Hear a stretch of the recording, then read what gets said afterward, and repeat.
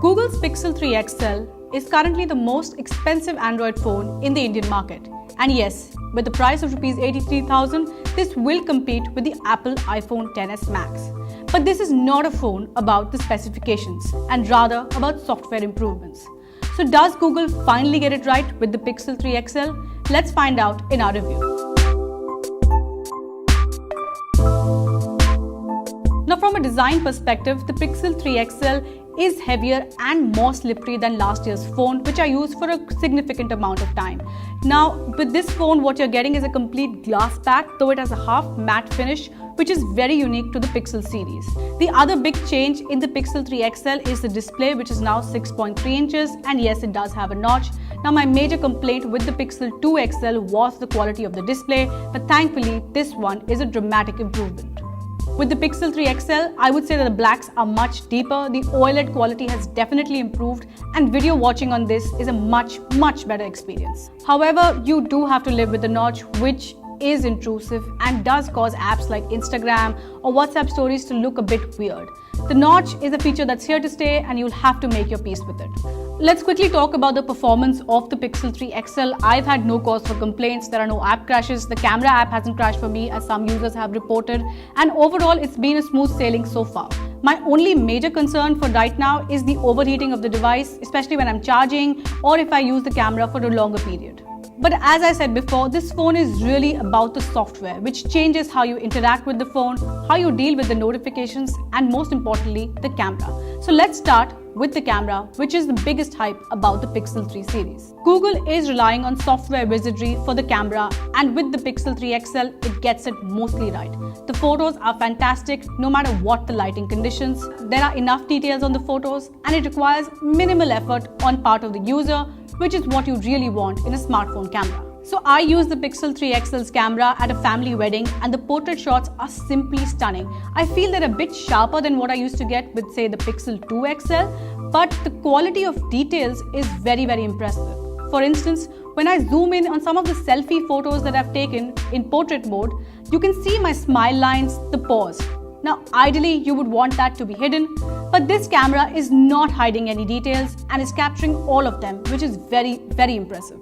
The one new feature on the Pixel 3 XL, which is excellent, is the super zoom. Pictures I took from, say, 4 feet away, 5 feet away, even on the other side of the road, had enough details in them. Really, super zoom is something that no other phone is achieving, at least on the digital side of things. However, in some photos with super zoom, I noticed that the photos were a bit smudgy and the details were not so clear.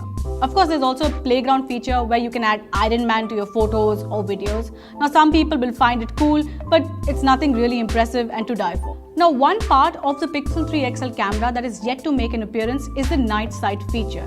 It claims to drastically improve low light performance, and I'm waiting to see how it will improve this already excellent camera. The other aspect of the UI is how the software has changed. The Pixel 3 XL, of course, runs the latest Android Pie, and it does come with some AI-driven features. For instance, the notifications are much smarter. They can figure out which notifications I tend to dismiss, and it will ask me if it should permanently turn them off. I can just swipe on the fingerprint sensor and it will show the notifications shade. I can just double twist in the camera app and the selfie camera will automatically open for me. The phone is also bundled with Pixel Bud Type-C USB headphones inside the box, and those are loaded with the Google Assistant. As soon as you plug in, the Google Assistant comes on. You can even ask the Google Assistant to read out your notifications. It will tell you the time, the weather, and it is pretty interesting. Then there's the adaptive display, which will learn to understand your surroundings and adjust the brightness of the screen accordingly. In the app drawer, you can see your most used app right on top. There's also the Smart Compose feature on the Gmail app, which is for now restricted to the Pixel 3 phones, and it will tell you what to type next in your emails, though some of you might really find it annoying. So overall, my experience with the software, I would say that this is designed to help the user. It's designed to give you the best experience of Android, and for fans of Android, you will really enjoy this. But do keep in mind that some of the newer features for Google Assistant, like the Do Play, screen time calling, are not yet available in India. Now, one thing that does concern me about the Pixel 3 XL is the battery. Yes, it does come with an adaptive battery feature, which is supposed to rely on AI to improve battery performance. However, I feel it's just about lasting the same as the Pixel 2 XL, and it could do a lot better. Even with minimal usage, I noticed that the battery would drain faster. However, it does come with fast charging. Perhaps the most important software addition is the new digital well-being feature.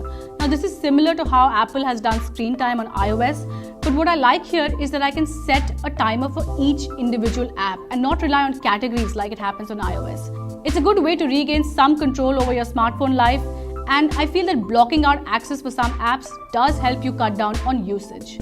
Another interesting feature is DND and wind down. The DND and wind down features are very useful, and they will make sure that you don't spend all your time staring at the screen in the middle of the night. So is the Pixel 3 XL worth considering? At Rs 83,000, this is a very expensive Android phone. And if you want 128GB storage space, you have to pay Rs 92,000. That's almost as close to the iPhone XS. And there's no microSD slot either. However, Google is giving you unlimited storage space on Google Photos at full resolution. What I do find disappointing is that Google hasn't launched a 256GB storage variant. The lack of a 256GB storage variant at this price point is very disappointing. Still, Google Pixel 3 XL is about offering a premium Android experience with a camera that is unmatched, especially for those who don't want the jazz of 3 or 4 sensors at the back. It is about showcasing the power of Android and Google's software. Other than the battery, which I feel could be better, the Pixel 3 XL is an excellent premium device. However, the hardware might not impress all.